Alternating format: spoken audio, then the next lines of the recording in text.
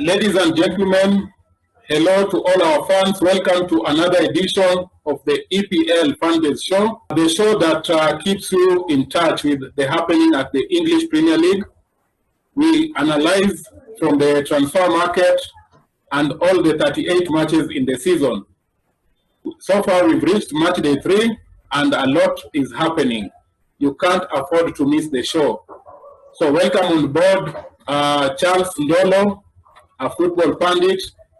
We have Ron, CM Ron, welcome on board. And we have Nick Chasso, who believes London is blue. Welcome on board, Nick Chasso. Yes, the fighting spirit is always there. Yes, so gentlemen, we are going to start by looking at the matches that were played this past weekend. And there is a lot of happening, a lot of talks in the town regarding the VAR, the rule of the handballs. I'll start with Chasso.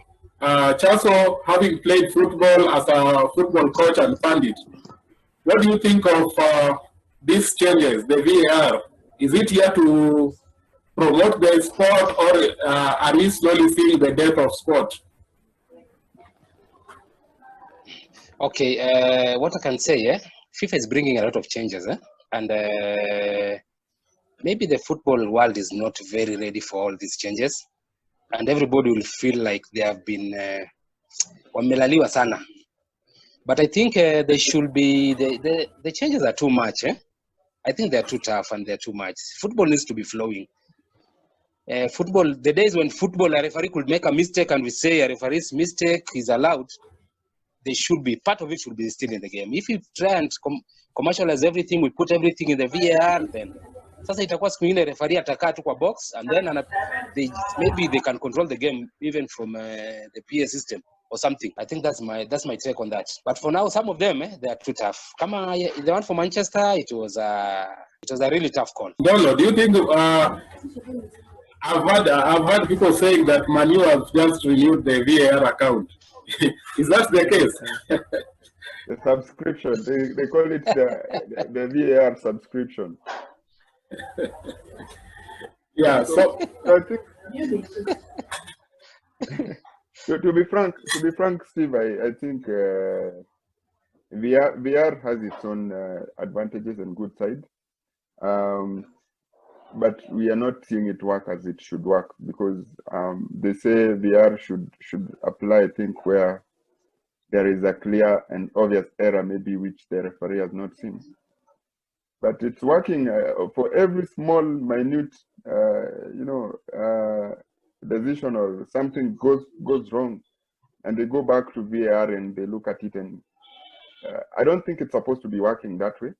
But there are certain cases where you could say, VAR is good. Like, for example, if someone is too aggressive and, commits a foul that is likely to cause injury to another person, to another player, and maybe the referee doesn't see it, then you could go to VAR and look at it. But for every other small mistake that happens, it looks like now VAR, as Nick putting it, VAR will basically take over the referee's work. And remember, VAR is also controlled by human beings. So some of these decisions that we'll get will also be a bit subjective, because assuming the person behind that screen looking at VAR is, for example, a Manchester United fan, that's why you will see a decision after the final whistle for, a penalty.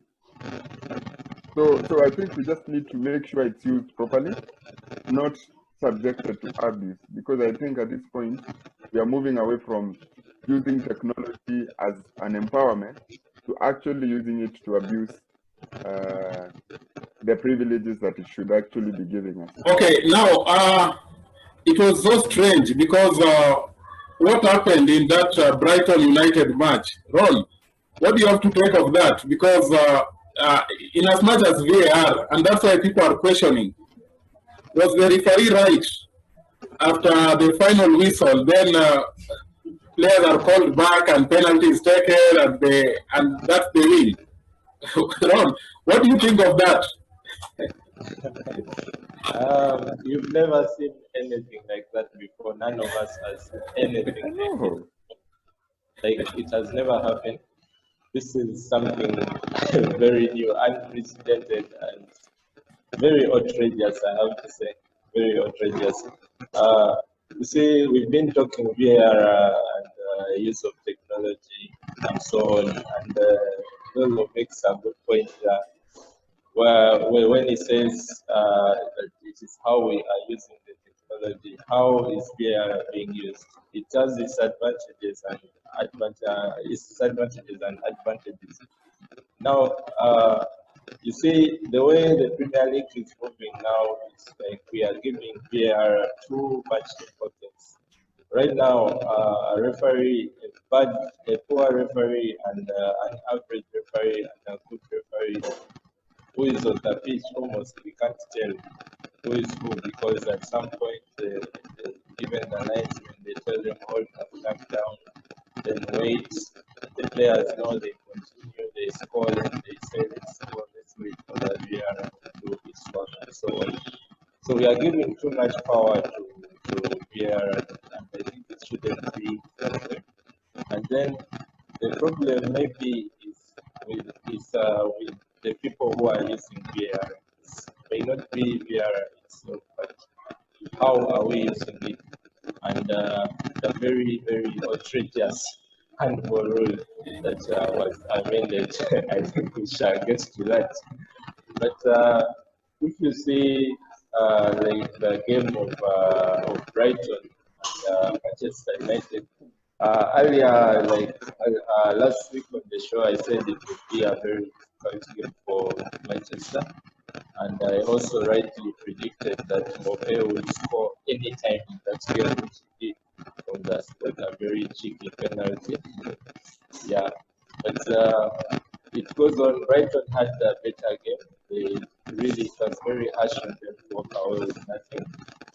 And they really, if you tell them they have got only 1 week from the 2 games, it's not fair to them with the way they have played against Chelsea. They blew Newcastle away. They were compact away from home, played good football. The trio of Trossard and Match, they are playing very good football between the 3 of them. And the middle also is holding very well, and the defense being marshaled by Lewis Dunk, who was also sold by Chelsea to sort their defensive problems. But Manchester United, very, very ordinary performance again from them. There is no fluidity in the team. You can't always rely on the individual brilliance of these players. Like Rashford scores a very good individual goal, but the team is not gelling the way it was. For example, like last season, even statistics will tell you going forward, Manchester United, if the chances Bruno Fernandes created, for example, last season, and Pogba, they are far reduced this time. He has very few touches in the box, so it's rooted back now. And then you can't find, there is no synergy in the team. They are struggling, and of course the defense also has its problems that are continuing to be seen. Okay, the game goes on, they score a goal, but really, really very lucky. And Brighton, everything that could go wrong went wrong. We used to have Fergie time, where the Manchester would score within the last minutes. But now we have all the time where Manchester can. Okay. Now, the top 6 teams, it has always been known, the top 6 teams, we have Liverpool, Chelsea, United, City, Arsenal, and Spurs. With 1 week to the end of the transfer window, they are looking, from the look of things, are we expecting new changes in that order come the end of the season? Because if you look at the likes of Leicester and Everton, they are sending a strong message. The coming of VAR, of course, it can also favor these teams. Look at Leicester. So far, 5 penalties. Chancellor, what do you have to think? Do you think we are going to have a new order in the top 4 and generally top 6? Are we likely to see some new faces in the top 4, top 6, and who the giants? Who is likely to miss it out? Because so far, if you look at the way the big teams are playing, it was shocking to see Chelsea trailing by first half to West Brom 3-0. So I don't know what you people think of. Are we likely to see new changes in the top 4? Okay, with me, what I can say, Yes. is Premier League, as the league has started, it's just like an 100 meters race. When the gun goes off, when Usain Bolt is there and everybody is there, the first 40 meters, 50 meters, everybody is at par. What really counts is the endurance up to the end of the league. So we should not be so much surprised that let's say the first 10 matches or so, we're going to see some surprises. But when it comes at the right time now, let's say if at the end of the first leg, starting the second leg, the big teams are going to pull themselves up. Even Manchester United, they're going to pull back. It will be tough. Those teams who want to slot themselves into the top 4, they're going to have a tough run for it. Because I believe the top 4 teams, even Man City, when we had the first review, when Liverpool had their first match, everybody said, Liverpool this time around they're going to get it very tough. But now look at them; they look unbeatable again, all of a sudden. So it won't be easy for all those teams, but I believe the teams like Chelsea, Manchester, Man City, they'll be back at their best. Maybe after like 7, 8, 9, 10 matches, they'll be back. Hello, what do you agree or you disagree with Chaso? I think a few things come to play when you look at the current form. So one, there has been COVID for the last 5 or 6 months. I think since March, and really teams have had to change their routine, the way they do their things. Yeah. So effectively, if you look at it, there's not been enough preseason for teams to get enough rest so that they can come back fresh and ready to go. And also the other thing that lack of preseason does is that in terms of preparedness for the league, you'll find that a lot of teams are not ready for the league. So that's why you can see it's a bit shaky. And I'll have to agree with Jess so that at some point the momentum will kick in and you'll see things getting back to normal. So that's the first thing. Second thing is that you have teams doing serious business, like Chelsea has done so far. I think Chelsea is almost replacing like the first 11. No one is, maybe 1 or 2 players will remain in that first 11 if you look at the kind of players who are coming in. So that takes a bit of time also for the players to gel and know how to play with each other, which in effect then means that a team like Chelsea may have a bit of inconsistency at this point in time as the players try to gel. But you can expect that when the chemistry is there, Chelsea will obviously be challenging for that top 4. I expect them to do. I expect that they will try and push maybe in the second half of the season. The first half will be a bit erratic. The second half, I think they'll do pretty well. The business is still not over. Like for us as Arsenal, we still expect that we'll get 1 or 2 midfielders in, which will change a lot of things. If, for example, we are going to get Thomas Partey, assuming we get him, we're not sure, but just assuming we get him, then the way we play the game changes quite a lot, because Partey is someone who can progress the ball. And if you add someone like Sam Aouar to that same team, our expectations change from top 4 to maybe top 3 or top 2. Yeah, because those are serious players to bring in. The third thing that I must also, the fourth thing maybe that I must also comment on is the fact that, as Steve alluded, some teams have done serious business. So if you look at the likes of Everton, Leicester, and maybe Wolves. I know Wolves, their form is still not so good, but those three teams have done some very serious business. So if some of our teams, then the so-called Big Four, slip a bit, then you can expect some of those other teams to replace them. So it's going to be a mix of many things. There is form, there is new players coming in, there is also the addition of new, players in those smaller teams that we probably don't recognize as big enough, and it's going to be a very interesting season. I think Chaso has said that Liverpool were looking shaky. I don't think they are very strong, to be frank, because if you look at the team we fielded yesterday, and it was at Anfield, and we still had one or two chances which were not buried, it basically means that scoreline would easily have been 2-2 or 2-1. It would have been different. And if Liverpool lost or drew that game, you will agree with me that your perspective about Liverpool looking unbeaten would also change a bit. So it's going to be a long season. Let's wait and see how it pans out. But a lot of things will obviously come to play as the season progresses. Yeah, okay, the talk of the town. Man City losing at home, 2-5. I remember Ron predicting a high-scoring game, but it was vice versa. Ron had predicted 5-2 in favor of the City.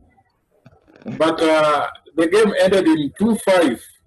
The home team, the home team scoring only 2. Ron, was it a shocking result? What do you think Brendan Rodgers did right?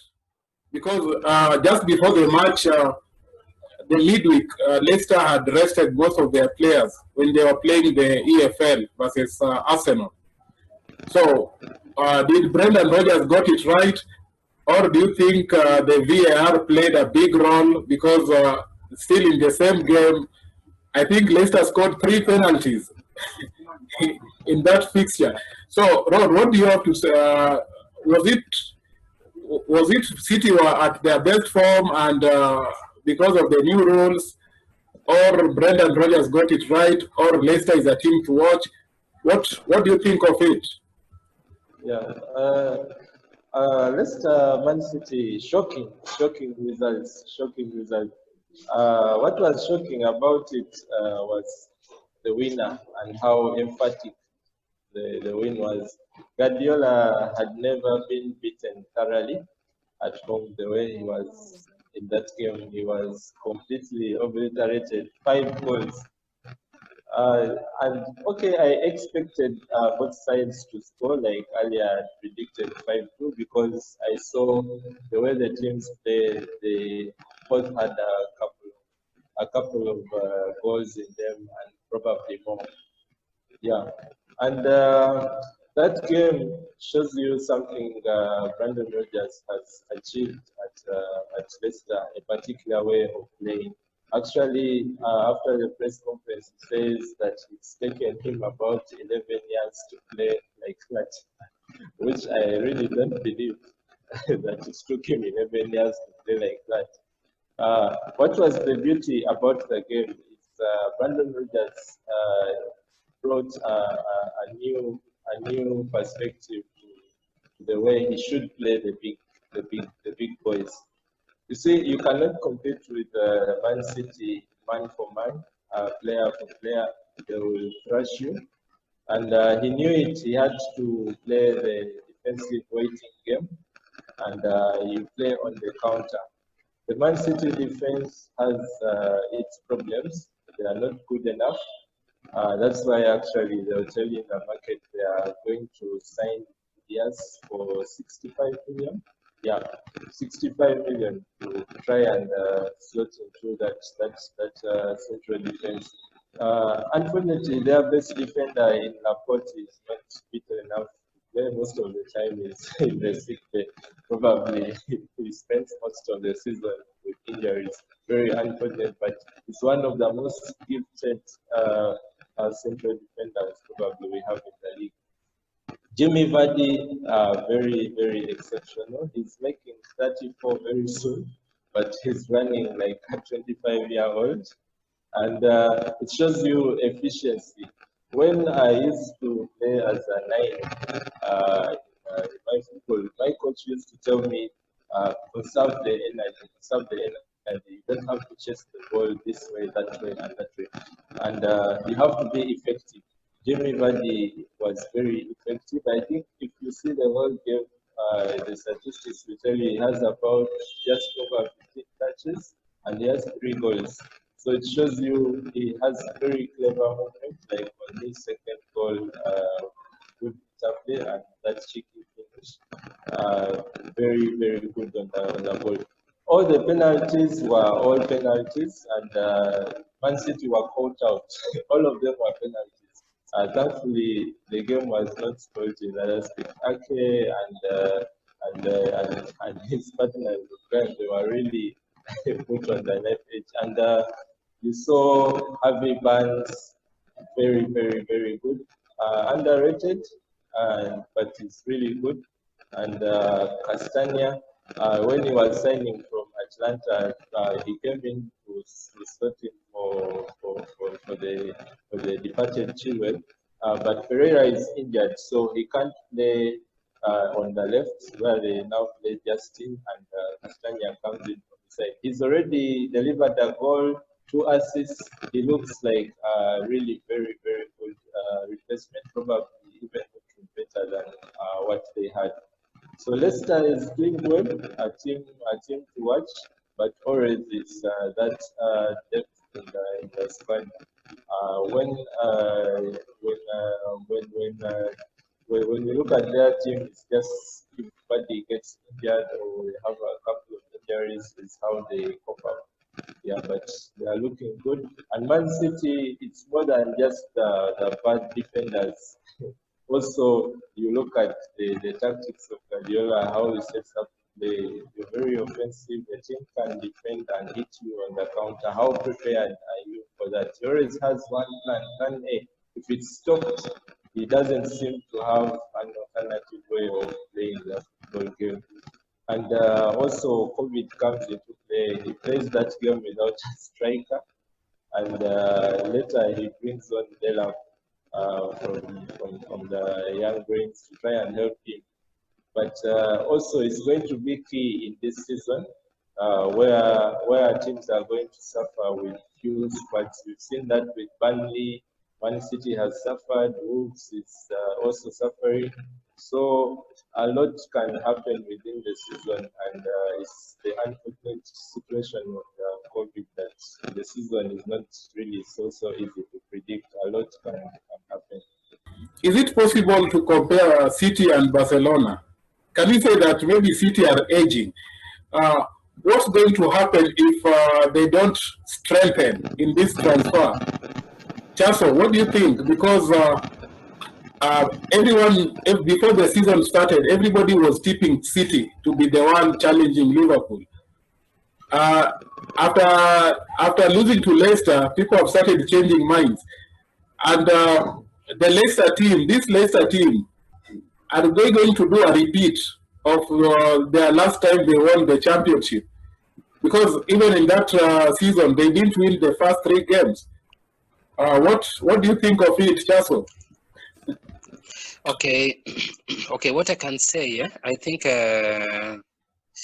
we cannot write off Man City, and their squad is not really aging. They have very good players, and I think it's just a matter of time.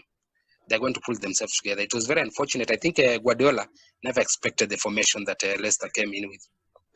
I think they were caught offside, and probably he never thought. He never had a quick tactics, maybe to counter check them.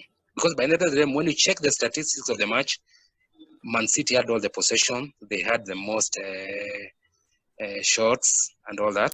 But by the end of the day, the most important thing is converting the goals. And Leicester took their time. They did. Their formation was very defensive, and they took advantage of their efficiency in counter. But what I can say is, Man City will be back. And I think the team which probably might be giving people a lot of problems, maybe at the top 6 or so, probably Everton. Everton, I think they've come back with very strong. And also, I'm not writing off for Leicester. They have been very consistent, maybe for the last 4 seasons or so, and they are not letting it up even now. I think that's my take.